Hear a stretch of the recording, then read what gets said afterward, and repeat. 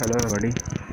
आज हम लोग कंप्यूटर सब्जेक्ट से क्लास 9 चैप्टर 1 क्लास 9 कंप्यूटर का जो चैप्टर 1 है कम्युनिकेशन स्किल वो हम लोग देखेंगे। आज उसके वीडियो को हम लोग देखेंगे। तो इस चैप्टर में जो मेनली रखा गया है वो आपके मार्क्स से बिलोंग करता है। जैसे फॉर एग्जांपल अगर आप 10th में किसी सब्जेक्ट में मार्क्स स्कोर नहीं कर पाते हो, जैसे कि मेन सब्जेक्ट है आपका अगर मैथ है, सोशल साइंस और साइंस, अगर इन तीनों सब्जेक्ट में से किसी एक सब्जेक्ट में अगर मार्क्स आप अच्छा स्कोर नहीं कर पाते हो तो आपका क्रॉस लग जाता है। तो किसी एक सब्जेक्ट का मार्क्स जो है वो कंप्यूटर से आप एक्सचेंज कर सकते हैं, मतलब कि वो एक्सचेंज हो जाता है और आप पास हो जाते हो, फेल होने नहीं दिया जाता है। ठीक है, तो इसलिए कंप्यूटर जो है इस बार आपके लिए काफ़ी इम्पॉर्टेंट है और इसलिए इस कोड जो 402 है इसको ऐड किया गया है आपके बेनिफिट के लिए। तो आई होप इसको आप ध्यान से पढ़ेंगे और समझेंगे ताकि ये फ्यूचर में आपको हेल्प कर सके। तो हम लोग स्टार्ट करते हैं। आज का जो चैप्टर है कम्युनिकेशन स्किल। कम्युनिकेशन का मतलब क्या होता है? अगर इसको देखें तो कुछ लोग बोलेंगे कम्युनिकेट होता है। कम्युनिकेट मतलब क्या होता है? बात कर पाना, है ना। तो कम्युनिकेशन का मेनली जो मतलब होता है वो शेयरिंग के लिए। ठीक है, कम्युनिकेशन का मकसद अगर यूज बोले तो आप क्या है, कम्युनिकेशन का मतलब होता है शेयरिंग। तो आखिर शेयरिंग करते हैं तो वो कम्युनिकेशन मतलब कम्युनिकेशन के द्वारा कैसे? तो आप कहोगे कम्युनिकेशन मतलब बातचीत करना, तो ये नहीं, ये हो सकता है क्या, रीडिंग, राइटिंग, लिसनिंग। ठीक है, रीडिंग, राइटिंग, लिसनिंग, स्पीकिंग, ये सारे जो है वो कम्युनिकेशन के अंदर बिलोंग करते हैं। मतलब कि अगर कम्युनिकेशन कहा जाता है तो कम्युनिकेशन का मतलब ये नहीं कि सिर्फ मैं आपसे अगर बात कर रहा हूँ तो ये कम्युनिकेशन है। ठीक है, कम्युनिकेशन का मतलब वो क्या हो सकता है? वो लिख कर बात कर रहा, हो सकता है वो बोल कर बात कर रहा, हो सकता है वो सुनकर बात कर रहा, हो सकता है वो रिटन टेक्स्ट के रूप में बात कर रहा हो। ठीक है, तो कम्युनिकेशन का मतलब क्या हो गया? शेयरिंग। तो शेयरिंग तो करेंगे पर there is a medium through which we communicate. ठीक है, तो चलिए कम्युनिकेशन का मतलब क्या है वो हम लोग समझ लिए कि communication can be establish from these 4 terms, that is reading, writing, listening and speaking. Now अब आगे जो है आपका, अगर आप इस चैप्टर के इंट्रोडक्शन पार्ट को देखें तो आपको थोड़ा सा जो अभी एक्सप्लेन किया है ऊपर वो थोड़ा आसान लगेगा, क्योंकि कहता है क्या, communication skill are those skill which are needed to speak and write properly. ठीक है, फॉर एग्जांपल मैं बहुत अच्छा बोलने वाला हूँ, मैं बहुत अच्छा बोलता हूँ, मान लो, बोलता नहीं हूँ पर मान लो मैं बहुत अच्छा बोलता हूँ। ठीक है, और अगर उसको मैं लिख नहीं पा रहा हूँ तो मैं नॉट ए वेल कम्युनिकेटर, मैं एक अच्छा कम्युनिकेटर नहीं हूँ। क्यों? क्योंकि कम्युनिकेटर का काम ये नहीं है कि सिर्फ मैं आपसे बात करके एक लिंक इस्टेब्लिश कर लिया, मतलब आपसे जुड़ गया या फिर आपको शेयरिंग किया जो भी कंटेंट मेरे पास है या फिर जो भी मैं जानता हूँ अपने थॉट को शेयर किया आपसे, तो कम्युनिकेशन इस्टेब्लिश हो गया। सिर्फ ये नहीं कह सकते, बल्कि कम्युनिकेटर अगर है, मतलब एक वेल कम्युनिकेटर है, तो वो ही should be good in speak as well as in write property. ठीक है, मतलब क्या, उसको लिखने और बोलने की जो क्षमता है, इवन हियरिंग की कैपेसिटी, वो काफ़ी अच्छी होनी चाहिए। क्योंकि आप लोग सुने भी होंगे कि जब एक व्यक्ति कम्युनिकेट करता है तो दूसरे व्यक्ति को चाहिए क्या, कि उसके बातों को गौर से सुने। अगर आप हियरिंग कैपेसिटी डेवलप नहीं कर पाते हो तो आपके कम्युनिकेशन को अनसक्सेसफुल माना जाता है। ठीक है, तो चलिए आगे देखते हैं।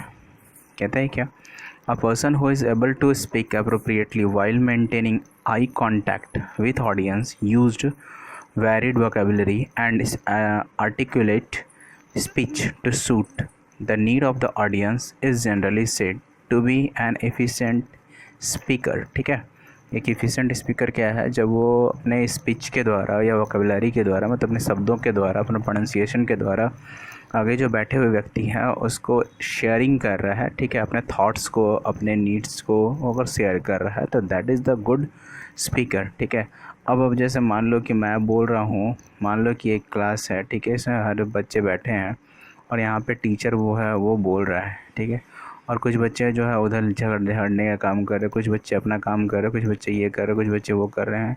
इसका मतलब कि यहाँ पे एक कम्युनिकेशन जो है वो इस्टेब्लिश नहीं हो पा रहा है। क्यों नहीं हो पा रहा है?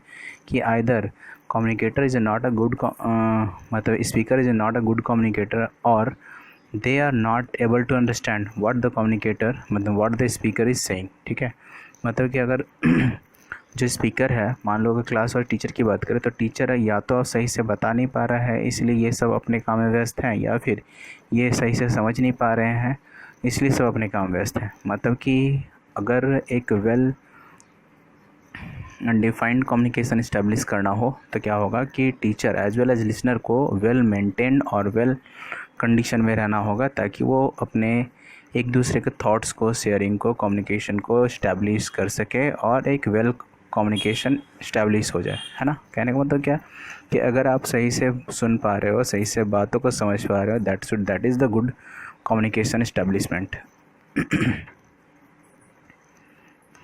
ठीक है, तो आगे कहता है क्या, similarly efficient writer should be able to write written word in a various style, ठीक है, and technique to communicate his or her message and ideas to reader. ठीक है, जैसे मान लो कि रिटन फॉर्म में है, अगर मैं बहुत अच्छा बोल रहा हूँ बट जब लिखने की बात आई तो मैं क्या लिखता हूँ ये आपको समझ में नहीं आता, या फिर अगला पर्सन को समझ नहीं पाता है, तो फिर वो अपने थॉट्स को शेयर नहीं कर पाता। ठीक है, तो one should have ability to listen carefully and write and speak clearly in any situation. ठीक है, तो अभी तक का जो हम लोग पढ़े वहाँ पे समझ में आया क्या कि आप की स्पीकिंग कैपेसिटी, ठीक है, राइटिंग कैपेसिटी, ठीक है, हियरिंग कैपेसिटी, ठीक है, ये जो होना चाहिए वो सही होना चाहिए, तब जाके क्लियरली आप कम्युनिकेशन इस्टेब्लिश कर सकते हो। ठीक है, तो कैसे है क्या कि one should have ability to listen carefully, write, speak clearly in any situation. Therefore a good reading, writing, speaking, listening skills are essential for communication, मतलब इफ़ेक्टिव कम्युनिकेशन के लिए ये इसेंशियल होता है। ठीक है, तो अब आप समझ चुके होंगे, वैसे फिर से एक बार देख लेता हूँ यहाँ से। देयरफॉर, इन दोनों लाइन को देखते हैं। ठीक है, कह रहे हैं therefore good reading, writing, speaking, listening skills are essential for effective communication. तब आपसे अगर क्वेश्चन पूछा जा सकता है कि what are the essential component for effective communication, तो आप बता सकते हो कि reading, writing, speaking and listening skills are the efficient component for an effective communication. ठीक है, तो पहला क्वेश्चन यहाँ बनता है कि कम्युनिकेशन क्या है, तो आप यहाँ पर बता सकते हो कि इफेक्टिव कम्युनिकेशन कैसे स्टार्ट कर सकते हैं। ठीक है, तो मतलब ओवरऑल कंक्लूजन अभी तक जो हम लोग समझे वो क्या हुआ कि able to read, write, speak and listen well in order to communicate properly। ठीक है, तो अब यहाँ बहुत सारे एग्जाम्पल को देख सकते हो, यहाँ पे लिखा हुआ है, आप तो उसको पढ़ लेना। फिर भी मैं थोड़ा आगे बढ़ता हूँ। तो कहता है क्या, कंक्लूजन ये है कि एक कम्युनिकेटर मतलब कम्युनिकेशन, सबसे पहले तो कम्युनिकेशन का मतलब क्या हुआ वो हम लोग समझे। ठीक है, तो चलिए अब बुक का डेफिनेशन क्या है वो देख लेते हैं, व्हाट इज कम्युनिकेशन का। ठीक है, तो कहता है you probably hear people talking about the communication all the time, everyone needs it and wants it, but what exactly the communication, आखिर में कम्युनिकेशन होता है क्या है एग्जैक्टली, तो let us try to understand it. ठीक है, कह रहा है the word communication comes from Latin word communicare. ठीक है, आया है किससे, कम्युनिकेशन जो वर्ड है वो इस्टेब्लिश हुआ है किससे, कम्युनिकेयर से, मतलब टू शेयर। कम्युनिकेयर का मतलब क्या हो गया, टू शेयर। ये कैसा वर्ड है, तो लैटिन वर्ड है। ठीक है, तो कह रहे you can see that the communication is the sharing of information between two और मोर इंडिविजुअल और within group to reach common understanding. ठीक है, एक कॉमन अंडरस्टैंडिंग के लिए कम्युनिकेशन क्या है, there should be at least two person which can share their thoughts और फीलिंग्स और can talk, can write, can text, that is communication. ठीक है, अब importance of communication, what is the importance of communication, मतलब सबसे पहले अगर इसको समझे तो कि कम्युनिकेशन होता क्या है। तो कम्युनिकेशन क्यों करते हैं हम लोग, मतलब अपने किसी व्यक्ति को जानकारी देने, जैसे कि मैं आपसे बात कर रहा हूँ, आपसे कम्युनिकेट कर रहा हूँ ना वीडियो के माध्यम से, तो आखिर ये कम्युनिकेशन क्यों होता है कि आपको मैं चैप्टर को समझा सकूँ और आप चैप्टर को समझ सकें। तो that is the need of my communication and that is the need of your communication. ठीक है, कि आप इसको सुन इसलिए रहे हो या देख इसलिए रहे हो, एट प्रेजेंट अभी आप इसलिए वीडियो को देख रहे हो क्योंकि आप मेरे से कम्युनिकेट करके क्या कर रहे हो, उसके नोट्स के रूप में कंप्लीट कर रहा हूँ। तो that is the importance of communication for me and you. तो यहाँ पे अब देखते हैं, कहते हैं क्या, through communication skills are needed to inform. ठीक है, सबसे पहले कि इन्फॉर्म मतलब क्या, you may be required to give fact और इन्फॉर्मेशन टू समवन। ठीक है, कोई जानकारी देना हो अगर किसी को, that is the need to communicate. ठीक है, अगला है इन्फ्लुएंस। इन्फ्लुएंस मतलब you may be required to influence or change someone in an indirect but usually important way. ठीक है, किसी को कुछ समझाने के लिए, ठीक है, मतलब किसी बात पे राज़ी करने के लिए, तो वहाँ पे क्या हो गया, जो पहला हो गया कंसेप्ट वो क्या हो गया, किसी इन्फॉर्म के लिए, इन्फ्लुएंस के लिए। ठीक है, अब यहाँ जो मेन फिगर है उस फिगर को देखिए तो समझ में आ जाएगा कि हाँ तो इस फिगर को देखने के बाद ये समझ में आता है क्या कि किसी भी कम्युनिकेशन को इस्टेब्लिश करने के लिए क्या होता है, एक मान लो सेंडर है और एक मान लो रिसीवर। ठीक है, मान लो कि ये ए नाम का व्यक्ति है और ये बी नाम का व्यक्ति है। ठीक है, तो अगर ए जो है वो किसी बी से बात करना चाहता है या फिर बी जो है वो ए से बात करना चाहता है, तो सबसे पहले क्या होना चाहिए कि ए के सामने बी होना चाहिए, या फिर चाहे वो फ़ोन में हो, चाहे वो दूर से मेल में हो, मतलब किसी भी प्रोसेस में वो उससे कॉन्टैक्ट में होना चाहिए। ठीक है, तो therefore for any successful communication there should be a two person, ये चाहिए ही चाहिए। मोर देन टू हो सकते हैं पर एटलीस्ट 2 पर्सन नीडेड है फॉर अ गुड कम्युनिकेशन। तो ए कहता है क्या कि अगर मैं बी से बात करना चाहता हूँ तो क्या होगा कि ए अपने मैसेज को शेयर करेगा बी के साथ, बी क्या करेगा उसको समझेगा और फिर वो मैसेज को हाँ या ना में बदलेगा। ठीक है, तो कंटिन्यूसली इस प्रोसेस को ये चलता रहता है, तभी जाकर के हम लोग कहते हैं कि एक सक्सेसफुल कम्युनिकेशन इस्टेब्लिश हो रहा होता है। ठीक है, तो मतलब कि एक एट लास्ट ऐसा होगा कि जब इसका शेयरिंग जो है वो ख़त्म हो जाएगा और फिर बी कहेगा, मान लो बी का जो पर्सन है वो कहता है कि ठीक है मैं इस काम को कर सकता हूँ, या फिर जो भी है उसके कंटेंट को वो कर सकता है, तो फिर यहाँ पे फाइनल कम्युनिकेशन इस्टेब्लिश होगा। ठीक है, तो अब देखते हैं अगला। अभी तक हम लोग दो देख लिए कि what are the importance of communication. तो फर्स्ट वन था क्या, इन्फॉर्म, दूसरा था इन्फ्लुएंस, तीसरा नंबर जो है वो आपके एक्सप्रेस फीलिंग्स। ठीक है, मतलब कि हम लोग जो कम्युनिकेशन करते हैं उसका जो मेन पर्पस है वो क्या है, एक्सप्रेस फीलिंग्स। फॉर एग्जांपल अगर मान लो कि मैं क्लास 10th बोर्ड में फर्स्ट डिवीज़न, मतलब कि टॉप आ गया, पूरे स्टेट में टॉप आ गया था, तो ये मेरी फीलिंग्स है ना, तो मैं आपको बताऊंगा कि मैं खुश हूँ, तो उसके लिए मैं क्या करूँगा, आपसे बात करूँगा, तो आप देख करके मेरी फीलिंग्स को समझ जाओगे। तो मतलब कि मैं अपनी फीलिंग्स को शेयर करने के लिए क्या करूँगा, कम्युनिकेशन करूँगा। तो कह रहा है क्या, talking about your feelings is a healthy way to express them. For example, sharing of your excitement about doing well in your exam or sharing your feeling with your parents and friends. ठीक है, तो कहने का मतलब ऐसे तो importance और भी हो सकते हैं, पर यहाँ पे 3 फेज दिया गया है जिसको हम लोग यहाँ पे देख चुके हैं। पहला है इन्फॉर्म, दूसरा है इन्फ्लुएंस और थर्ड वन है वो है एक्सप्रेसिंग फीलिंग। ठीक है, मतलब फीलिंग्स को एक्सप्रेस करने के लिए। तो अभी तक हम लोग जो इस चैप्टर में देखे कम्युनिकेशन स्किल में, वो था क्या कि सबसे पहले कम्युनिकेशन होता क्या है। तो कम्युनिकेशन का मतलब ये लैटिन शब्द कम्युनिकेयर से आया जिसका मतलब होता है टू शेयर। ठीक है, और शेयरिंग की अगर बात क्या है तो मतलब कि जब हम लोग शेयर करते हैं तो आखिर वो शेयरिंग क्या होता है। तो what is the importance of communication, why communication is important.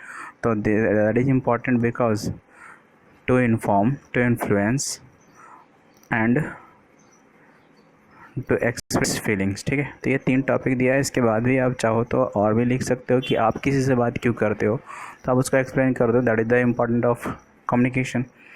Next जो है वो है एलिमेंट ऑफ कम्युनिकेशन। ठीक है, तो एलिमेंट ऑफ कम्युनिकेशन की अगर बात करें तो कहता है क्या, communication is a two way exchange of information. ठीक है, ये 2 तरह से एक्सचेंज होता है, जैसे कि अभी ऊपर फिगर हम लोग देख चुके हैं, वहाँ पे एक्सचेंज होने का काम हो रहा है।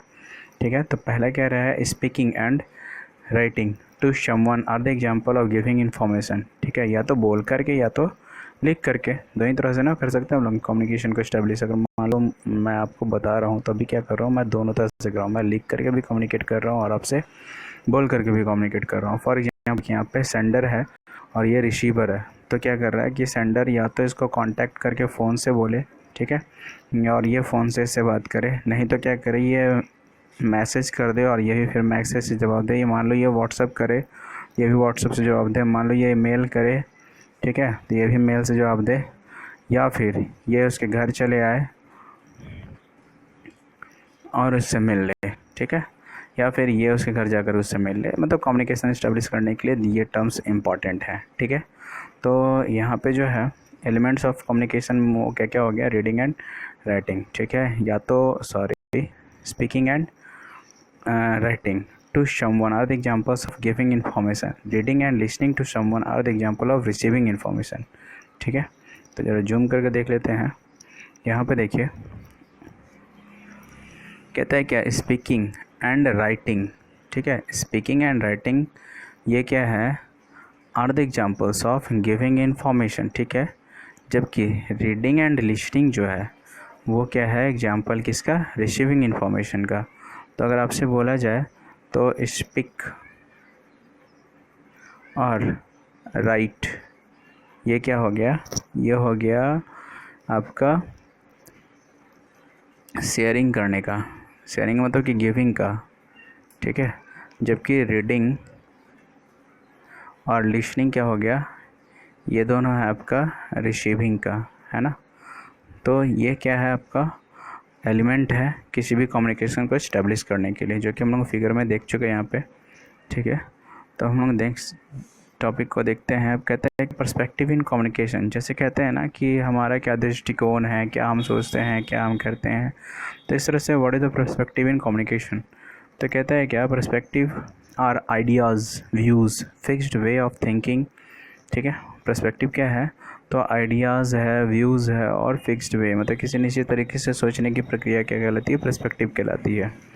तो this sometimes affect our communication, ठीक है, ये कभी कभी हमारे कम्युनिकेशन को अफेक्ट करता है। फॉर एग्जांपल अगर आप किसी के बारे में सोच लेते हो कि हाँ वो पर्सन ऐसा है, ठीक है, तो ये हमारा मेंटलिटी बन चुका होता है और जब भी हम उससे कम्युनिकेट करने जाते हैं तो पहले ही हम उसके बारे में ये डिसीजन बना चुके होते हैं, ठीक है। तो वही क्या है, हमारा पर्सपेक्टिव है। पर्सपेक्टिव क्या कहता है, are the ideas, views, fixed way of thinking, this sometime affect our communication. For example, if you have a fixed your teacher or father is strict even when they are being friendly, you may think they are scolding you even though they are polite, ठीक है। मतलब कि जैसे मान लो कि आप सोच रहे हो क्या कि ये हमेशा मारते हैं, पर ऐसा नहीं होता। तो ये क्या है, हमारा दृष्टिकोण है, मतलब हम ऐसा सोचते हैं, ये हमारा पर्सपेक्टिव है। तो पर्सपेक्टिव क्या हो गया, पर्सपेक्टिव क्या हो गया आपका, ये है ideas, views, ways of thinking, ठीक है। अब फैक्टर्स अफेक्टिंग पर्सपेक्टिव कम्युनिकेशन, मतलब कि क्या क्या फैक्टर्स हैं जिससे कि आपका कम्युनिकेशन जो है वो अफेक्टेड होता है। तो उसको देखने के लिए हम लोग इस चार्ट को देखते हैं। तो इस चार्ट में देखिए सबसे पहला है, कहता है लैंग्वेज, सबसे पहला आपका लैंग्वेज है। तो कहता है क्या कि in case use of incorrect word, ठीक है। जैसे मान लो कि अगर मैं लिखना चाहता हूँ और मैं गलत लिख रहा हूँ, ठीक है, तो जो अगला जो व्यक्ति है, आप मान लो कि आप बोल तो सही रहे हो, पर जब लिखने की बात आती है तो आप किसी को गलत तरीके से समझा पा रहे हो, मतलब सही तरह से समझा नहीं पा रहे हो। तो ये क्या करेगा, ये जो है आपकी बातों को स्पष्ट तरीके से समझ नहीं पाएगा। तो यहाँ पे क्या हो गया, लैंग्वेज का प्रॉब्लम हो गया, मतलब कि लैंग्वेज जो है वो इसके समझ में नहीं आ रहा। मान लो कि आप इंग्लिश में बात कर रहे हो और इसे हिंदी आती है, तो ये इस आपके लैंग्वेज को समझ नहीं पा रहा है, या फिर आपको हिंदी आती है और इसे इंग्लिश आती है, तो ये आपके लैंग्वेज समझ नहीं पा रहा है। तो यहाँ पे लैंग्वेज जो है आपके कम्युनिकेशन को इस्टेब्लिश होने नहीं दे रहा है। दूसरा है विजुअल पर्सपेक्शन। तो विजुअल पर्सपेक्शन क्या कहता है, परसेप्शन क्या कहता है, visual perception is the brain ability to make a sense of what we see through our eyes, for example completing partially drawn picture. और फॉर इसको अगर विजुअल पर्सपेक्शन की अगर बात करें तो जैसे आप देखते होंगे कि हमेशा अगर एक गिलास में पानी है वो इतना भरा हुआ है, तो अगर किसी बच्चे से पूछो तो वो कहेगा क्या कि हाफ़ ग्लास है, मतलब पानी आधा भरा हुआ। जबकि किसी अब दूसरे से पूछो तो वो कहेगा क्या, पानी आधा ये बोलेगा पानी आधा भरा हुआ है और ये बोलेगा पानी आधा खाली है, ठीक है। तो ये दोनों के सोचने की क्या है, व्यू है। मतलब ये क्या हो गया, विजुअल पर्सपेक्शन, मतलब इसका विजुअल परसेप्शन कहता है कि ये पानी आधा भरा हुआ है, जबकि इसका विजुअल परसेप्शन कहता है कि ये पानी आधा खाली है, ठीक है। जबकि दोनों को एक ही ग्लास दिख रहा है, दोनों में पानी भी उतना ही है, पर विजुअल परसेप्शन ये कहता है कि मेरी जो मेंटलिटी है सोचने की, वो मैं सोचता हूँ ऐसा, जबकि इसकी मेंटलिटी जो सोचने की है वो ऐसा। मतलब एक ही ग्लास को दोनों क्या समझ रहे हैं, एक खाली और एक भरा। तो ये हो गया विजुअल परसेप्शन, जिससे कि हम कम्युनिकेशन इस्टेब्लिश नहीं कर पाते हैं। अगला है पास्ट एक्सपीरियंस। जैसे कि मान लो इसमें कि एक मेरा दोस्त है, ठीक है, वो मेरी हमेशा बुराई करता रहता है। ये मेरी हमेशा, मान लो ये ए है और ये बी है, तो ए जो है वो जो बी है वो ए की हमेशा बुराई करता रहता है। तो ए जो है कभी भी उससे खुश नहीं रहता है। लेकिन मान लो कि एक समय बी मिलने आया उससे, और बी बहुत खुश है, उससे अच्छा से बातचीत करना चाहता है, पर ए जो है वो तो क्योंकि वो उसके माइंड में क्या मेकअप है कि ये व्यक्ति तो मेरे लिए हमेशा बुराई ही करता है, तो मेरा अच्छा कभी नहीं कर सकता। तो ये क्या है, पास्ट एक्सपीरियंस का जो है वो नतीजा है कि ये जो है मतलब ए नाम का जो पर्सन है वो बी के बारे में कभी भी अच्छा नहीं सोचता। ठीक है, ठीक है। मतलब पास्ट में कुछ ऐसा हुआ था कि दोनों में लड़ाई हुआ या दोनों एक दूसरे के विरुद्ध काम किए, पर अभी क्या सिचुएशन है उसको देख करके ये समझ नहीं रहा है, बल्कि पास्ट के एक्सपीरियंस को समझ करके वो उससे दूर भागता चला जाए। ठीक है। अब प्रेजुडिस देखते हैं। कहता है fixed ideas such as thinking none of in my class is like me. जैसे मान लो कि एक व्यक्ति है वो फर्स्ट आया, ठीक है, वो फर्स्ट क्लास में भी फर्स्ट आया, सेकंड क्लास में भी फर्स्ट आया, थर्ड क्लास में भी फर्स्ट आया, तो उसको क्या लगता है कि फोर्थ में मैं ही फर्स्ट आऊँगा। तो क्या ये पॉसिबल है? नहीं, क्योंकि ये तो बस एक ड्यूरेशन की बात है कि हो सकता है इस समय कोई पढ़ने वाला बच्चा नहीं हो, मान लो उस समय नहीं पढ़ा, यहाँ भी नहीं पढ़ा, यहाँ भी नहीं, लेकिन वो फोर्थ क्लास में आकर के काफ़ी मेहनत किया और टॉप कर गया। ठीक है, तो ये है प्रेजुडिस, मतलब कि मैं पहले भविष्यवाणी कर देता हूँ कि मैं ही फर्स्ट करूँगा। ये जो है इफ़ेक्टिव ऑफ कम्युनिकेशन को इस्टेब्लिश नहीं करने देता है, मतलब कि ये कहीं ना कहीं रोड़ा बनता है किसी भी कम्युनिकेशन को इस्टेब्लिश करने के लिए। ठीक है, नेक्स्ट टॉपिक देखते हैं, वह है फीलिंग्स। आखिर हम लोग ये सब देख क्या रहे हैं, तो ये सब जो है हमारा टॉपिक क्या है, फैक्टर्स, जो कि क्या कर रहा है, अफेक्ट कर रहा है किसको, मतलब कम्युनिकेशन को। ठीक है, फैक्टर्स अफेक्टिंग पर्सपेक्टिव कम्युनिकेशन। पहला जिसमें देख लिया हम लोग लैंग्वेज, दूसरा विजुअल परसेप्शन, तीसरा पास्ट एक्सपीरियंस, चौथा प्रेजुडिस, पांचवा फीलिंग्स, छठा है इन्वायरमेंट। फॉर एग्जांपल इन्वायरमेंट को देखें तो कहता है नॉइज और disturbance is in the surrounding में मेक ए कम्युनिकेशन डिफ़िकल्ट। ठीक है, मान लो कि मैं बहुत अच्छा बोलने वाला हूँ, मान लो कि ये व्यक्ति बहुत अच्छा स्पीकर है, पर ये जहाँ पे स्पीच दे रहा है वहाँ बहुत ही क्राउड है, बहुत ही क्राउड, और अगल बगल में फैक्ट्रियाँ या गाड़ी चल रहे हैं। ठीक है, तो ये कितना भी अच्छा बोले, ये उनकी बातों को समझ नहीं पाएंगे क्योंकि they are not able to listen. ठीक है, तो यहाँ पे क्या हो गया, कम्युनिकेशन अच्छा से इस्टेब्लिश नहीं होगा। तो यहाँ पे क्या हो गया, इन्वायरमेंट जो है वो फैक्टर बन गया किसके लिए, कम्युनिकेशन इस्टेब्लिश नहीं होने के लिए। अगला है पर्सनल फैक्टर। पर्सनल फैक्टर कहता है क्या, personal factor include your own feelings, मेरी अपनी राय, अपनी आदत, ठीक है, वे ऑफ थिंकिंग, मेरा अपने सोचने का तरीका। फॉर एग्जांपल फियर लो, अब जैसे मान लो कि मैं जो हूँ वो मान लो कि गाड़ी चला रहा हूँ, ठीक है,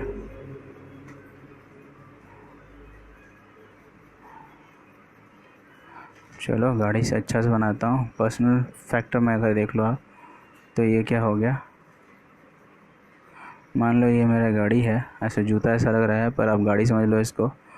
तो हुआ क्या कि मैं एक बार जा रहा, मान लो कि ये मेरे से नहीं चली और कहीं जा कर के एक्सीडेंट हो गया, तो क्या मैं ज़िंदगी भर उस गाड़ी को नहीं चलाऊंगा कि नहीं, मैं डरूंगा कि कहीं मेरे से फिर से एक्सीडेंट ना हो जाए? ऐसा कुछ हो सकता है क्या? नहीं। तो ये मेरा पर्सनल फैक्टर है, मेरा मतलब पर्सनल डरने का तरीका है जिससे मैं डर हूँ, जबकि ऐसा कुछ होना नहीं है। अगला है कल्चर। कल्चर की अगर बात करें, ठीक है, तो कहता है साइन, ठीक है, चिन्ह है which have a different meaning in different culture. For example such as showing the thumb may mean good job done for some people but may think insulting to other. जैसे मान लो कि अगर वेल एजुकेटेड हो और आप उसको Thums up करते हो, ठीक है, तो वो समझता है कि चलो मेरा वो बड़ाई कर रहा है, लेकिन आप किसी अनएजुकेटेड पर्सन के साथ जाकर थम्स अप करो तो हो सकता है वो की बुराई करना समझ करके आपसे वो झगड़ने लगे। तो ये क्या है, कल्चर, मतलब उसका कल्चर वैसा है, वहाँ के लोग ऐसे हैं जो कि वो समझते हैं। ठीक है, तो आई होप कि ये जो पर्सपेक्टिव कम्युनिकेशन जो था मतलब फैक्टर, उसको हम लोग समझ पाए होंगे। अगला है इफ़ेक्टिव कम्युनिकेशन। तो यहाँ पे जो है कहते हैं क्या, effective communication can happen if follow basic principle of professional communication skill. These are abbreviated in 7 C's। ये 7 C's जो हैं मतलब 7 C's, इसको अगर आप फॉलो करते हो तो आप एक वेल कम्युनिकेटर बनते हो और आपका जो कम्युनिकेशन होता है वो इफ़ेक्टिव साबित होता है। तो चलिए देखते हैं वो क्या क्या है। पहला है क्लियर, मतलब अपनी बात जो है वो क्लियर हो गया। Be clear about what you do, what you want to say. ठीक है, जब भी आप बात करो तो एकदम क्लियर रहो कि आप कहना क्या चाहते हो। ये पहला सी हो गया। दूसरा सी कंसाइज, मतलब यूज़ सिंपल वर्ड टू से एंड व्हाट इज़ नीडेड, क्या चाहिए ये बिल्कुल स्पष्ट रख देना, ये हो गया कंसाइज। फिर कंक्रीट, कहता है use exact word and phrases, मतलब कि जो चाहिए शब्द उसी तरह। पता चला कि लंबा चौड़ा इतना बहुत सारा कुछ लिख दिए और समझ में क्या आया, तो कुछ नहीं, तो कह रहे हैं कंक्रीट रहिए। फिर अगला करेक्ट, कहता है यूज़ करेक्ट स्पेलिंग एंड, मान लिया आपको लिखना था क्या PAIN और आप लिख दिए PEN, तो ये तो समझने वाला तो गलत ही समझ लेगा ना, तो यहाँ पे क्या होना चाहिए, करेक्ट होना चाहिए। अगला है कोहेरेंट। कोहेरेंट कह रहा है your word should make a sense and should be related to the main topic, मतलब ऐसा नहीं कि हम स्टार्ट किए थे मान लो गाय पे एक निबंध लिख रहे हैं, ठीक है, और पता चला आते भैंस पे बोलने लगे, तो ये तो गलत है ना।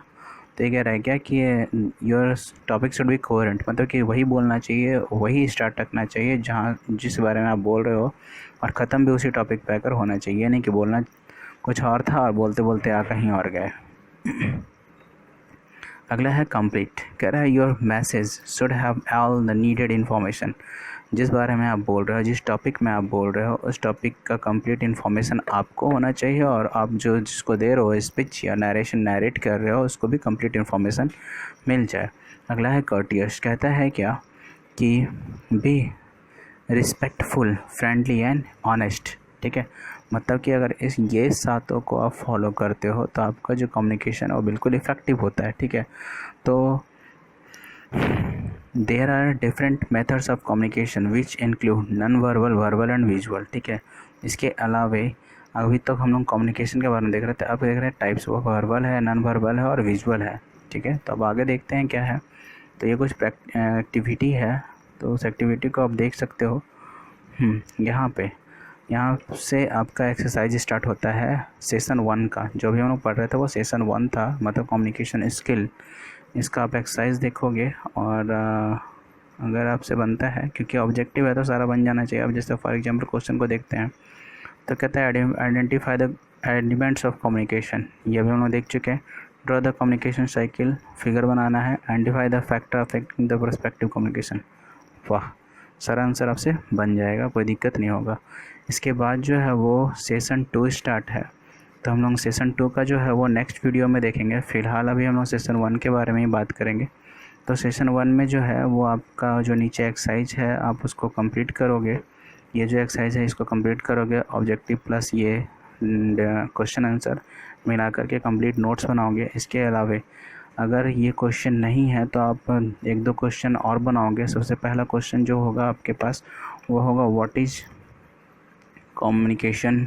ठीक है, व्हाट इज कम्युनिकेशन। दूसरा जो होना चाहिए व्हाट आर द एलिमेंट्स का है। ठीक है, जैसे कि अभी देखिए आप क्वेश्चन क्या क्या बनाना है आपको इस चैप्टर से, जो कि खुद से बनाना होगा। ठीक है,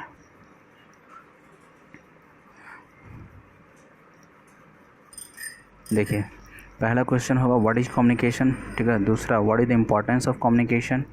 आप चाहो तो वीडियो को रोक करके इसको लिख सकते हो क्वेश्चन को। पहला क्वेश्चन बनेगा व्हाट इज कम्युनिकेशन। मैं फिर से रिपीट करता हूँ, पहला है what is communication.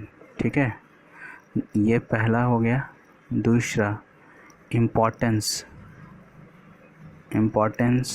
Of communication. ठीक है, इसके बाद फिर communication cycle, what is communication cycle. ठीक है, ये तो अभी फ़िलहाल 3 क्वेश्चन हुआ। चलिए अब आगे बढ़ते हैं। इसके बाद element of communication, what is element of communication, ठीक है, what is element of communication. इसमें रीडिंग राइटिंग स्पीकिंग का जो ये फिगर दिया हुआ है, इस फिगर को आप बनाओगे, ठीक है। इसके बाद पर्सपेक्टिव ऑफ इन कम्युनिकेशन में आते हैं, तो यहाँ पे आओगे व्हाट आर द फैक्टर, ये जो टॉपिक है इससे क्वेश्चन बनाओगे कि what are factors affecting perspective in communication, ठीक है। तो इसके बारे में ये जो है, ये सारे टॉपिक को लिख करके और छोटे छोटे डेफिनेशन बनाओगे। मतलब कि अभी तक आपके पास 6 क्वेश्चन मैं बता चुका हूँ कि क्या क्या करना है। इसके बाद what is affect, what are the, यहाँ पे जो हो जाएगा what are the principle of professional communication, ठीक है, या फिर व्हाट आर 7 C's, ठीक है। अगर आप बनाओ तो 7 C's, व्हाट इज 7 C's, ठीक है, और 7 C के बारे में लिख देना है आपको, ठीक है। ये तो फ़िलहाल अभी इतना ही रखते हैं हम लोग, और फिर हम लोग मिलेंगे सेशन 2 में, तो वहाँ पे हम लोग सेशन 2 को समझेंगे, फिर उसके एक्सरसाइज को समझेंगे। तो आज के लिए इतना ही, मिलते हैं फिर नेक्स्ट वीडियो के साथ, नेक्स्ट सेक्शन के साथ। Thank you.